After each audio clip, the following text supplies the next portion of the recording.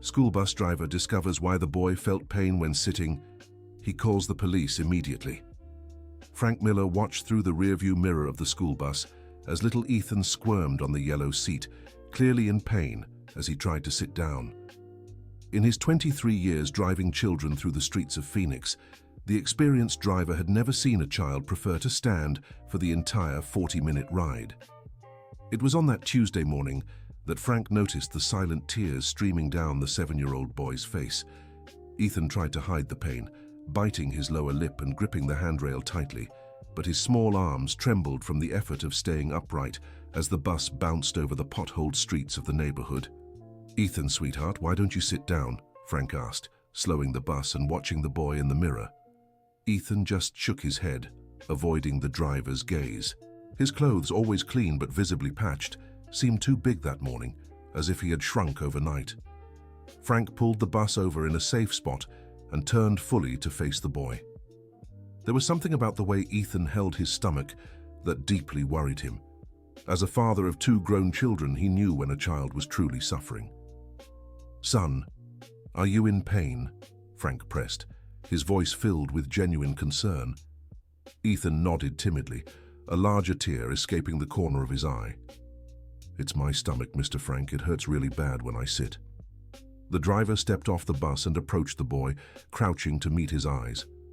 What he saw made him even more concerned. Ethan looked noticeably thinner, with dark circles under his eyes that didn't belong on a child his age. "When was the last time you ate something?" Frank asked gently. Ethan lowered his eyes, ashamed. "Sunday morning, Mr. Frank. Grandma forgot to make food yesterday." Frank's heart clenched. It was Tuesday. The boy hadn't eaten in 2 days. "And your grandma? How is she?" "She's not doing well, Mr. Frank. She gets really tired and sometimes forgets things.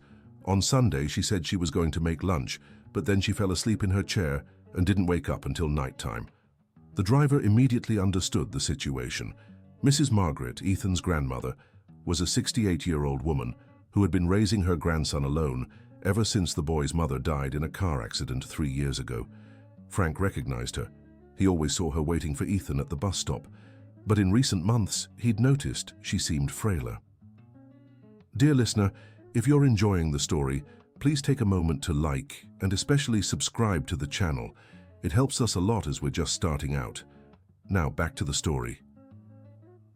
Frank grabbed a water bottle he always kept on the bus and handed it to the boy. "Drink this, Ethan, slowly." As the boy sipped the water, Frank called the school. "Hi, Nancy. It's Frank. Listen, I need to take Ethan to the clinic before class. He's not feeling well. No, nothing serious, but he needs to be checked out." After hanging up, Frank turned back to Ethan. "We're going to make a quick stop at the clinic to help you feel better, okay?" At the Oak Ridge Neighborhood Clinic, Nurse Jessica examined Ethan carefully. Frank waited in the next room, pacing anxiously. "The boy has gastritis, likely caused by prolonged fasting," Jessica explained when they stepped out. "I'll give him some pain medication and instructions, but this can't happen again. A child shouldn't go 2 days without eating." Frank nodded gravely. He knew he had to do something, but he wasn't sure what. "The doctor said I need to eat every 3 hours," Ethan said quietly, holding an envelope with his medicine. "And you will eat, my boy. We'll figure this out." On the way back, Frank stopped at a bakery and bought bread, milk, and some fruit. Ethan ate slowly, as if afraid the food might disappear at any moment. "Uncle Frank, you won't tell anyone about Grandma, right?" Ethan asked, worried. "Why don't you want me to tell anyone, Ethan?" "Because if people find out Grandma can't take care of me properly, they'll take me away from her, and I don't want to leave. She's all I have." Frank felt his chest tighten again. The situation was more complicated than he'd imagined.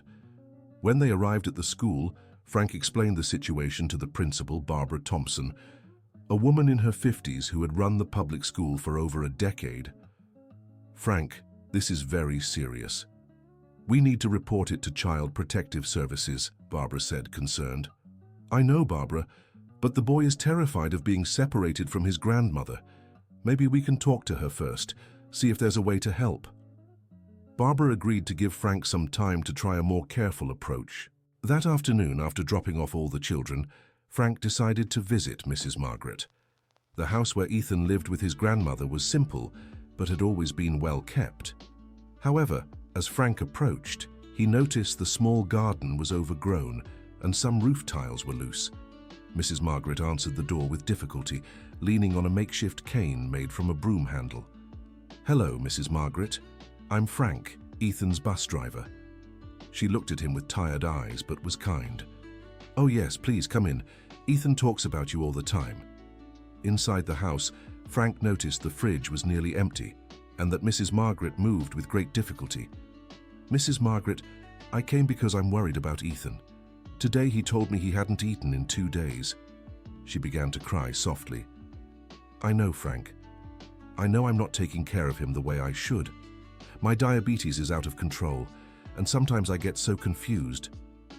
Yesterday, I completely forgot to make food. By the time I remembered, it was too late, and Ethan had already gone to sleep." Frank sat beside her on the old but comfortable couch. "Why don't you ask for help? There are doctors, the health clinic. Because if they find out I can't take care of Ethan anymore, they'll take him away from me. And if they take my grandson, I'll have nothing left in this life." "But Mrs. Margaret, Ethan needs proper meals. He needs to be safe."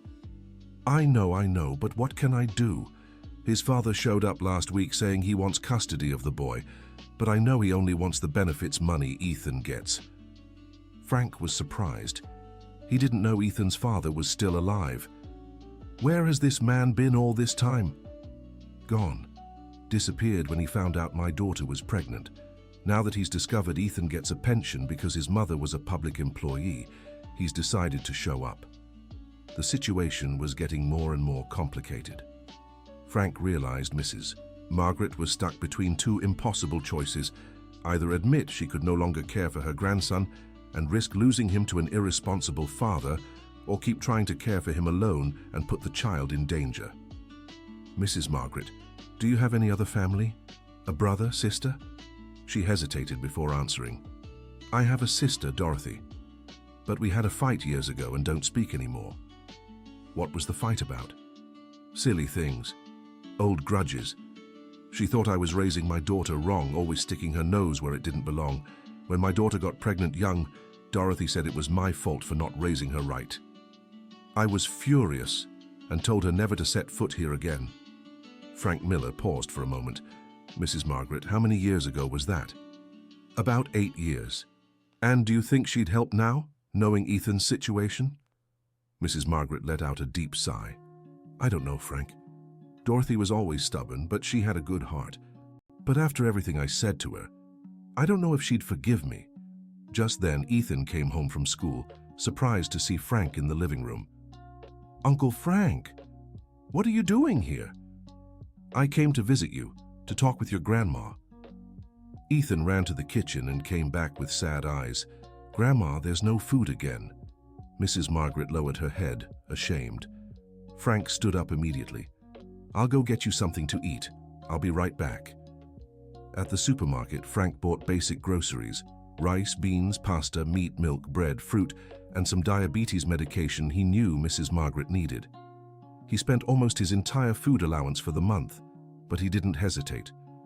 When he returned, he found Ethan helping his grandmother take her medicine. "Grandma, Uncle Frank said we have an aunt. Why didn't I ever know about her?" Mrs. Margaret looked at Frank with mild irritation. "Frank, you weren't supposed to tell the boy that." "I'm sorry, Mrs. Margaret, but I think Ethan has the right to know he has more family."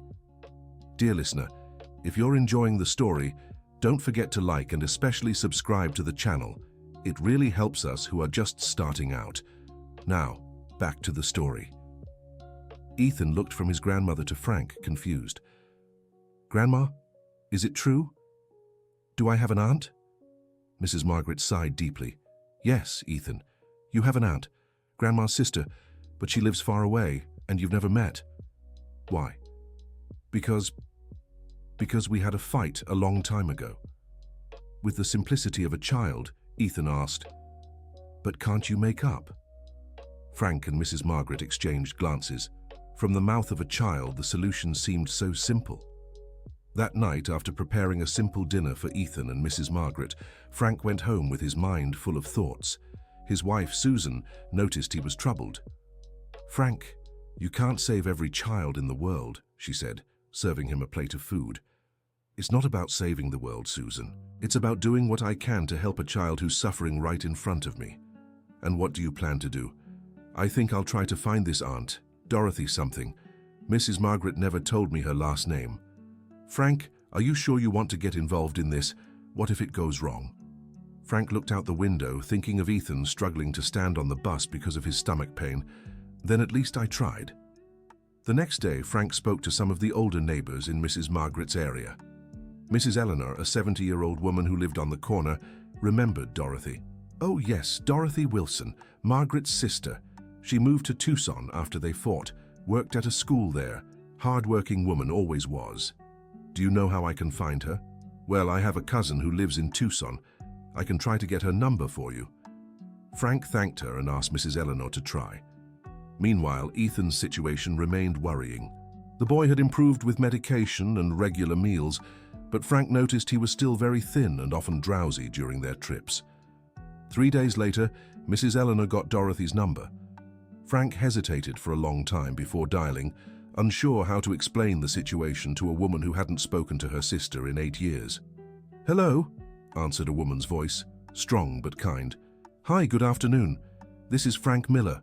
Are you Dorothy Wilson, Margaret Wilson's sister?"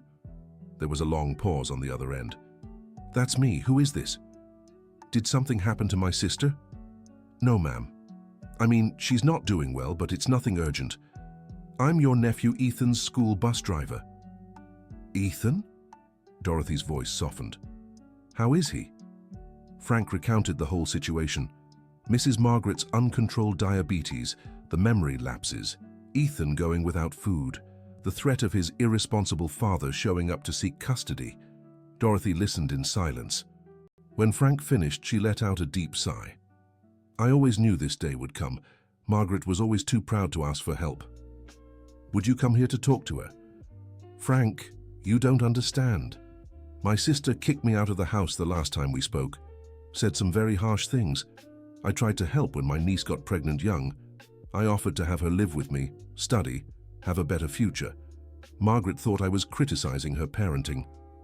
But that was 8 years ago, and now there's a child involved. I know, and that's why I'll think about what to do, but I can't promise Margaret will welcome me. Aunt Dorothy, at least try. Ethan needs you both." "All right, I'll come this weekend, but I'm not making any promises." Frank felt relieved, but he knew the hardest part was yet to come. How could he convince two proud sisters to put a child's well-being above old grudges? That week, things got worse. Ethan came to school on Thursday with a bruise on his arm. When his teacher Jennifer asked what happened, he said he'd fallen.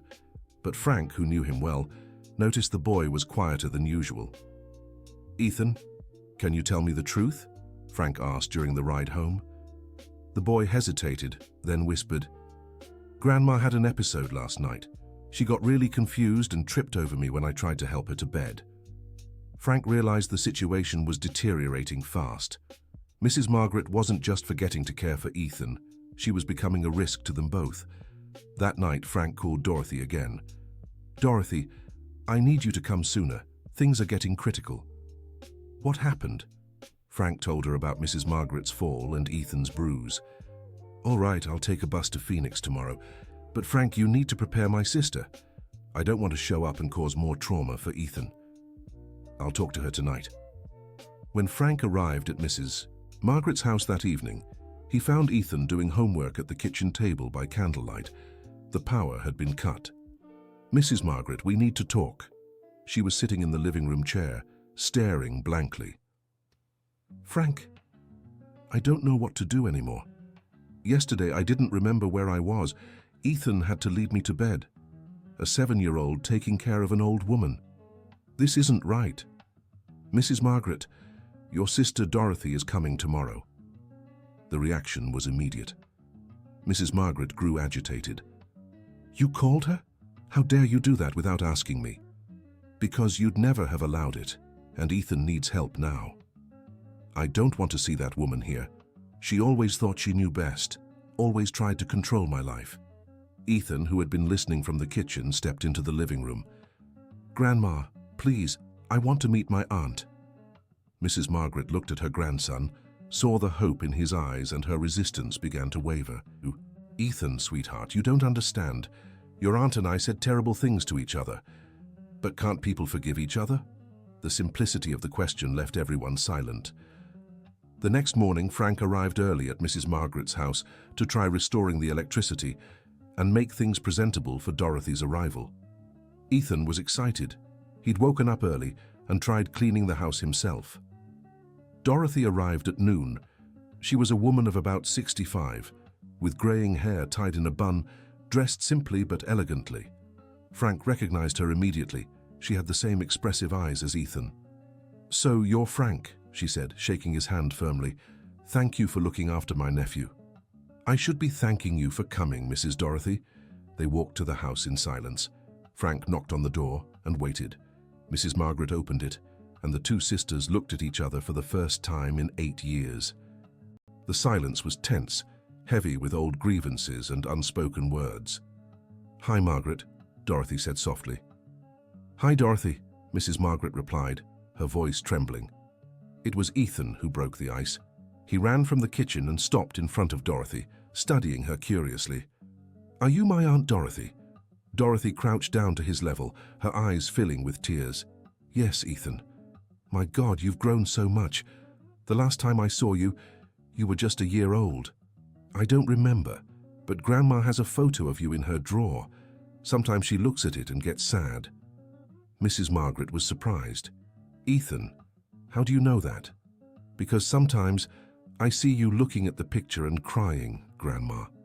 The two sisters exchanged glances, and Frank realized there was far more longing than anger between them. Dear listener, if you're enjoying the story, don't forget to like and especially subscribe to the channel. It really helps us who are just starting out.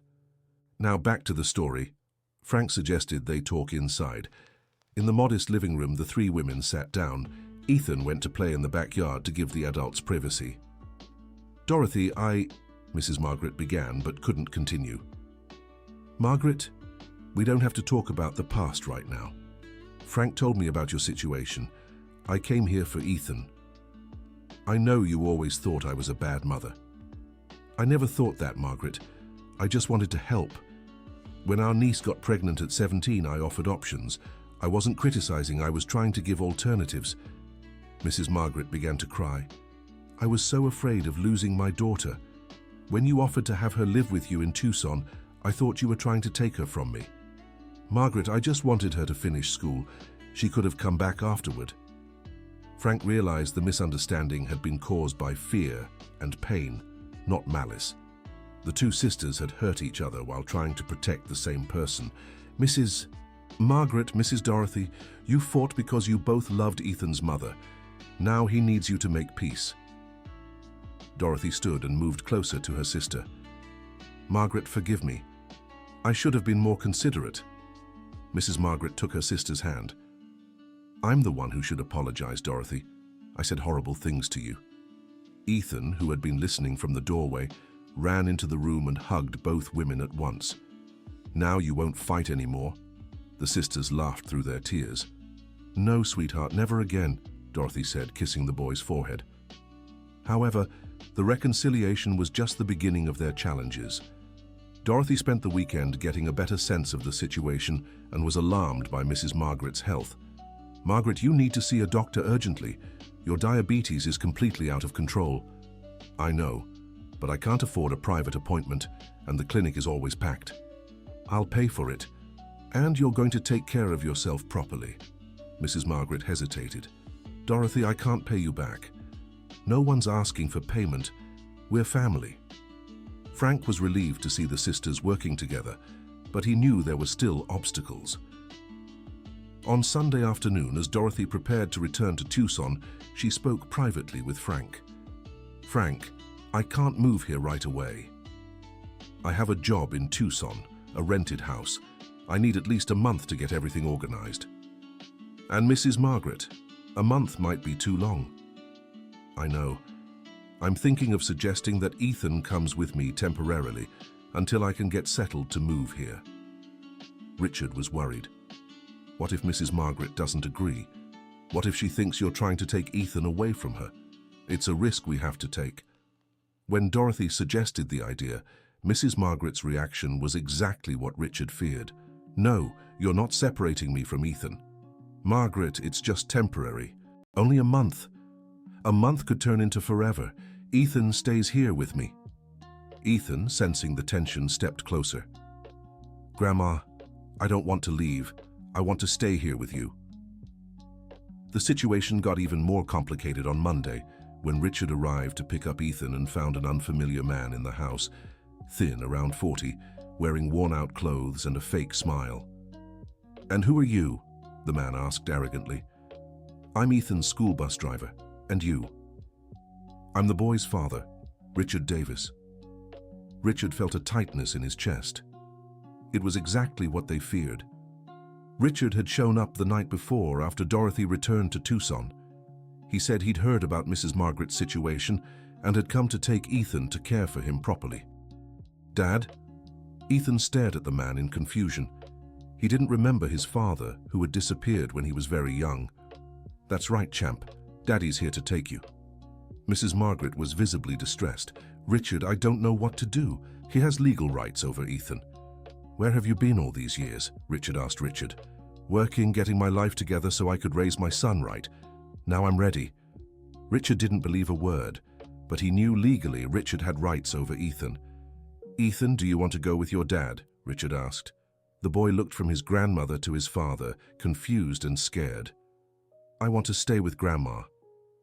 "Oh, you'll get used to me. I'm your father," Richard said with false kindness. Richard immediately called Dorothy and told her about Richard's sudden appearance. She said she'd take the first bus back. "Richard, don't let that man take Ethan. Something tells me he's not interested in the boy's well-being." But Richard had no legal authority to stop anything. When he arrived at the school bus stop that afternoon, Ethan wasn't there. Mrs. Margaret was crying inconsolably. "He took Ethan away," Richard said. "He was going to get the boy's clothes and never came back." Richard rushed to the house and found Mrs. Margaret in shock. "Where did they go?" "I don't know. Richard didn't tell me anything. Just said Ethan would live with him now and that I had no rights over the boy anymore." Richard immediately called the school and the bus supervisor, Barbara Thompson. They needed to involve the authorities now. "Barbara, I need you to contact Child Protective Services immediately." Ethan's father showed up out of nowhere and took the boy. "Richard, if he's the legal father, there's not much we can do." "Barbara, this man disappeared for 7 years. He showed up right when he found out Ethan gets social benefits. That's no coincidence." While waiting for Dorothy to arrive, Richard stayed with Mrs. Margaret, who was inconsolable. "I never should have let him into my house, but he said he was the father, that he had rights." "Mrs. Margaret, it's not your fault." "Richard, what if he hurts Ethan? What if he only wanted the money?" Richard had no answer. He was worried about the same things. Dorothy arrived in the middle of the night, and the two sisters spent the early hours trying to figure out where Richard had taken Ethan. They called everyone they knew, asked the neighbors, but no one had a clue. The next day, Frank couldn't focus at work. He kept imagining Ethan, already fragile, being cared for by a father who didn't know him and probably didn't care about him. It was on Wednesday that Ethan showed up alone at the bus stop, crying and wearing dirty clothes. "Ethan!" Frank shouted, quickly stopping the bus. The boy ran to him and hugged him tightly. "Uncle Frank, I ran away. My dad didn't want to take care of me. He took me to a dirty house and said I was going to a boarding school far away, so he wouldn't have to worry about me." Frank felt anger and relief at the same time. "Where's your dad now?" "I don't know. He left yesterday morning and never came back. I was alone in the house, there was no food, and I was scared." Frank immediately took Ethan to Margaret's house, who cried with relief when she saw her grandson. "My boy, how did you make it back?" "I remembered the way, Grandma. I walked all morning." Dorothy, who had been taking care of her sister, hugged Ethan tightly. "You'll never be alone again, Ethan, I promise." But the joy didn't last long. Richard showed up at the house in the late afternoon, furious. "Where's my son? He ran away from the house where I left him. Your son? Dorothy said sarcastically. Where were you when Ethan went 2 days without eating? That's none of your business. It is my business. Ethan is my nephew. Frank, who was there, tried to mediate. Richard, do you really want to take care of Ethan, or do you just want the benefits he receives? Richard got defensive. What benefits? What are you talking about? The question confirmed exactly what Frank suspected. Richard didn't even know how much Ethan received. You don't even know what benefits I'm talking about, but you show up here claiming you want custody of the boy. Richard realized he'd given himself away. Listen here, I'm the boy's father, and I have legal rights over him. If you don't hand Ethan over, I'll call the police. That's when Margaret did something that surprised everyone. Go ahead and call the police, Richard, and when they get here, I'll tell them how you abandoned your son for 7 years, only showed up when you found out he gets money, and left a 7-year-old alone in a house with no food. Richard hesitated. He knew his position wasn't strong. Besides, Margaret continued, Ethan will tell them he ran away because you said you were sending him to boarding school, so you wouldn't have to take care of him.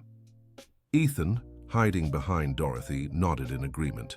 Richard realized the situation wasn't in his favor. Fine, but this isn't over. I'll fight for my rights. After he left, Frank suggested they seek legal help. You need to file for official custody. If Richard really pushes this, you'd better be prepared. Dorothy agreed. Margaret, I'll find a lawyer in Tucson. I know one who does pro bono work. In the following days, Ethan's life returned to a more stable routine. Dorothy had decided to stay permanently to help care for her nephew and sister. She spoke to the principal at the school where she worked in Tucson and arranged a transfer to a school in Phoenix. Ethan, how do you feel about Aunt Dorothy living here? Frank asked during one of their trips. I like it, Uncle Frank. Now there's always food at home and Grandma's taking her medicine right. Aunt Dorothy is strict, but she's strict in a caring way, not a mean way. Frank smiled. Ethan was learning the difference between loving discipline and neglect. Margaret was also doing better. With Dorothy taking care of the house and her medication, she managed to stabilize her diabetes and regain some of her energy. Frank, I don't know how to thank you for what you've done for our family, said Mrs. Margaret during one of his visits. Mrs. Margaret, I only did what any decent person would do. That's not true. Many people would just walk by, pretending they didn't see anything. You truly cared. However, 2 weeks later, Richard returned with a lawyer. They arrived with a court summons requesting custody of Ethan. Mrs. Margaret Wilson and Dorothy Wilson, you have been summoned to appear at a custody hearing. Mr. Richard Davis is seeking permanent custody of the minor Ethan Davis Wilson. Dorothy took the summons with trembling hands. When is the hearing? Next Wednesday at 10 in the morning. After the men left, the two sisters fell silent. Ethan, who had understood part of the conversation, approached them. Grandma, Auntie, are they going to take me away from you? Dorothy crouched down and took the boy's hands. Ethan, the judge might want to talk to you about where you'd like to stay. Do you know what you want? I want to stay here with both of you. Then that's what you'll tell the judge, okay? Frank, upon hearing about the hearing, decided to appear as a witness. He had known Ethan for 3 years and could testify about the changes in the boy's behavior and health since Dorothy arrived. On the day of the hearing, the family arrived at the courthouse nervous. Richard was there with his lawyer, a young man who seemed more interested in wrapping up the case quickly. The judge, Judge William Miller, was a man in his 50s, known for his genuine concern for children's well-being. Good morning. We are here to discuss the custody of the minor Ethan Davis Wilson. Mr. Richard, can you explain why you're seeking custody of your son now? Richard rehearsed a speech about having gotten back on his feet financially and wanting to take on his paternal responsibilities, but the judge didn't seem convinced. Mr. Richard, where have you been for the past 7 years?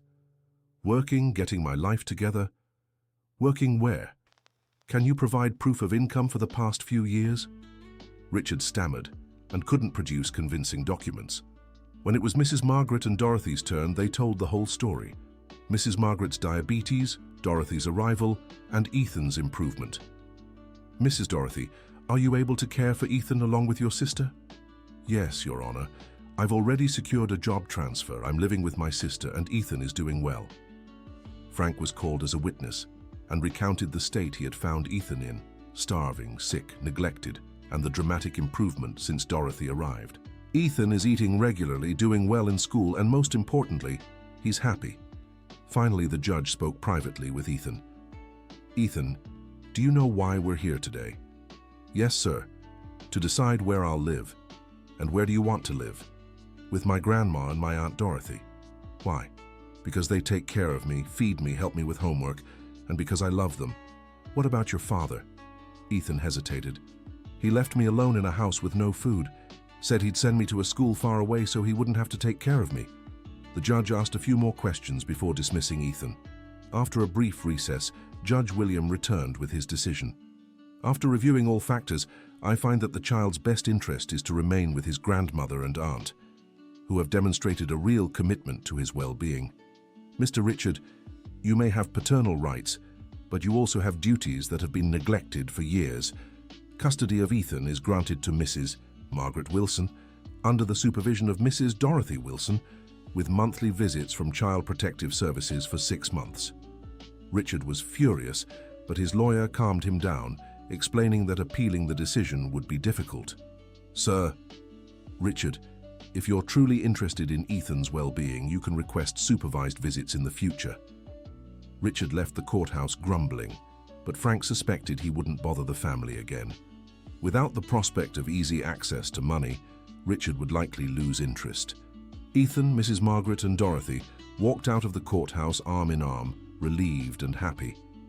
Uncle Frank, Ethan said, can I still ride your bus now? Of course, Ethan, forever.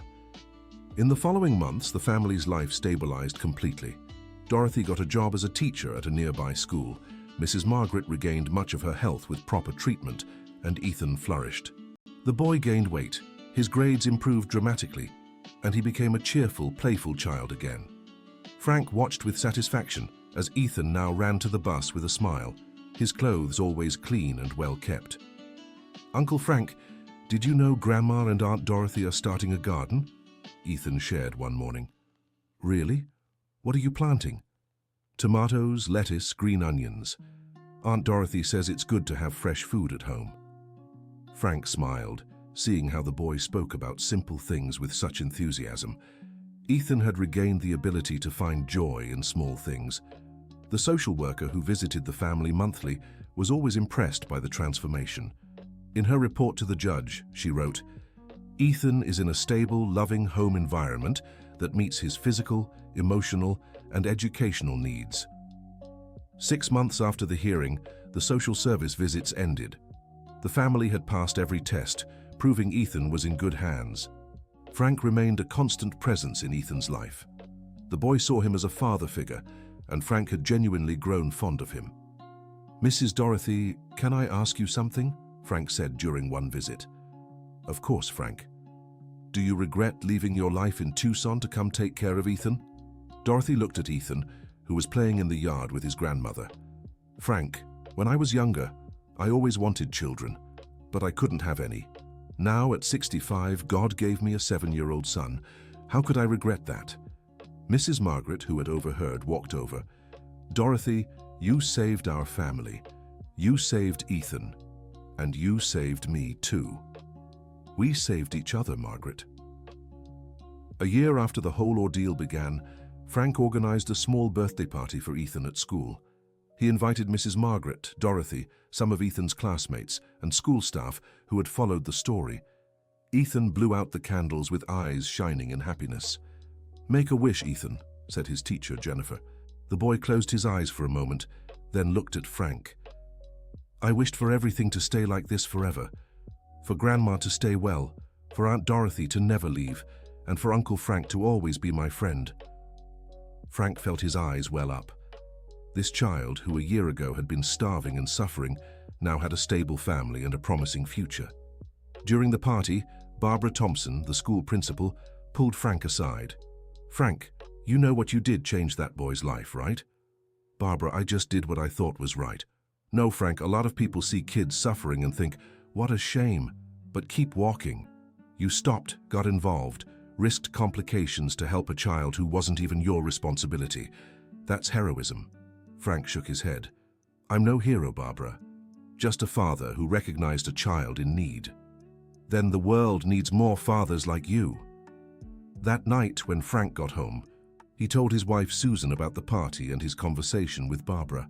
Susan, sometimes I wonder what would have happened to Ethan if I hadn't noticed he was suffering. Frank, you noticed because you genuinely care about the kids you drive. How many school bus drivers know every child's name, who their parents are, or notice when something's wrong? Maybe you're right. I am. And you know what else? You didn't just save Ethan. You reunited two sisters who had been hurting for years. You created a family where there were only lonely people before. Frank reflected on his wife's words. It was true. Margaret and Dorothy now lived in harmony, taking care of each other and Ethan. The house that was once sad and empty was now always filled with laughter and conversation. 2 years later, Ethan was unrecognizable. He'd grown, was healthy, got excellent grades in school, and even joined the neighborhood soccer team. Uncle Frank, when I grow up, I want to be just like you, Ethan said one morning. How so, Ethan? I want to help kids too. My teacher Jennifer said there are lots of children who need help. Frank smiled proudly. Ethan, you can help people in many ways. What matters is always caring for others, like your grandma and aunt care for you. I'll always care, Uncle Frank, because I know how bad it feels when no one cares about you. The wisdom in those words, coming from a 9-year-old, moved Frank deeply. Margaret, now with her diabetes under control and helped by Dorothy, had regained the energy to take care of the house and even picked up old hobbies like crochet. She made pieces to sell and contribute to the household expenses. Dorothy adjusted perfectly to life in Phoenix. She made new friends, loved the school where she worked, and most importantly, she'd found the peace she'd been searching for years. Margaret, remember when we were kids and dreamed of living together when we got old? Dorothy said one evening as they prepared dinner. I do. I never imagined it would happen after so much pain and misunderstanding. But it happened at the right time. Ethan needed both of us. And we needed him to teach us how to forgive. Frank continued visiting the family regularly, even after Ethan grew up and no longer needed the school bus. They had become his heart's family. During one of those visits, when Ethan was 11, he asked a question that surprised Frank. Uncle Frank, why did you help me that day? What do you mean, Ethan? You didn't really know me. I was just another kid on the bus. Why did you care? Frank thought for a moment before answering. Ethan, when you have children, you develop a protective instinct. Not just for your own kids, but for all children. When I saw you hurting, my father's heart couldn't ignore it. And if you had ignored it, I don't know, Ethan. Maybe someone else would have helped. Or maybe not. What matters is you're okay now. Uncle Frank, I'll never forget what you did for me. Ethan, you don't owe me anything. Seeing you happy and healthy is all the reward I need. More years passed. Ethan became a responsible, studious, and kind teenager. He helped at home, cared for his grandmother with love, and had a special bond with Dorothy, who had become his heart's mother. Frank, now older, still worked as a school bus driver, but was thinking of retiring soon. Ethan, what do you want to be when you grow up? Frank asked during one of his visits. I want to study to be a social worker, Uncle Frank. I want to help families like mine. That's a wonderful choice, Ethan. Aunt Dorothy said she's going to help me study for my college entrance exams, and Grandma is saving money to help me with school. Frank Miller was moved to see how this family, once on the brink of collapse, was now planning for the future with hope and determination. On the day Frank retired, the school threw a farewell party. Ethan, now 16, made sure to be there. Everyone, Ethan said to the crowd, I want to talk about Uncle Frank. You might think he's just a school bus driver, but to me, he's a hero. Ethan told the whole story, how Frank noticed he was struggling, how he stepped in to help, how he reunited his family. If it weren't for Uncle Frank, I don't know where I'd be today. Maybe in foster care, maybe on the streets, maybe... I don't even know, but I'm here with my family, studying, dreaming about the future. because a good man decided a stranger's child deserved help. Everyone at the party was emotional. Frank tried to hold back tears but couldn't. Ethan walked over and hugged him tightly. "Thank you for saving my life, Uncle Frank." "Ethan, you saved mine. You taught me that small acts can change everything." Years passed. Ethan earned a scholarship to study social work. Mrs. Margaret and Dorothy were bursting with pride.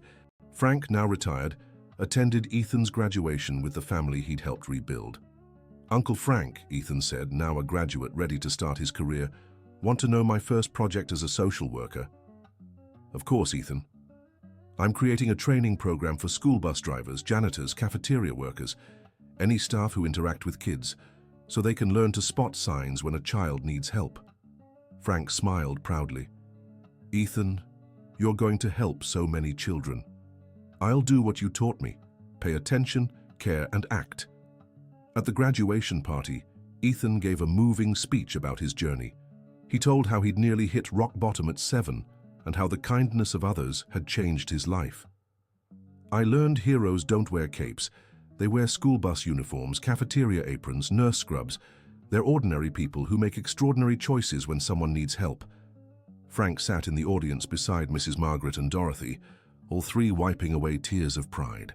After the ceremony, the family gathered for a special dinner at the house where it all began. The same home once empty of food, now overflowing with love, laughter, and hope. "Frank," said Mrs. Margaret, now 80 but still sharp and warm, "you know Ethan achieved all this because you believed in him when he was just a hurting child." "Mrs. Margaret, Ethan did this because he's smart, determined, and has a family who loves him. But if you hadn't stopped to help, someone would have, I'm sure of it." Dorothy, now 73 but still active, teaching part-time, joined in. "Frank, you can be modest, but we know the truth. You didn't just save Ethan, you saved our whole family." Ethan, now a young man of 22, walked over. "And now it's my turn to save other families. I just got my first job at the city's social services center." Frank stood and hugged him. "I'm so proud of you, son." "Son?" Ethan grinned. "Uncle Frank, you've always been the father I never had. Thank you for never giving up on me." End of the story, dear listeners. Now we want to know, what did you think of this story of resilience and family love? Do you believe small gestures can completely change lives? Share your honest experiences and opinions in the comments about how the kindness of strangers can make a difference. Thank you for joining us. Don't forget to like and subscribe to the channel so you won't miss other heartwarming stories like this one.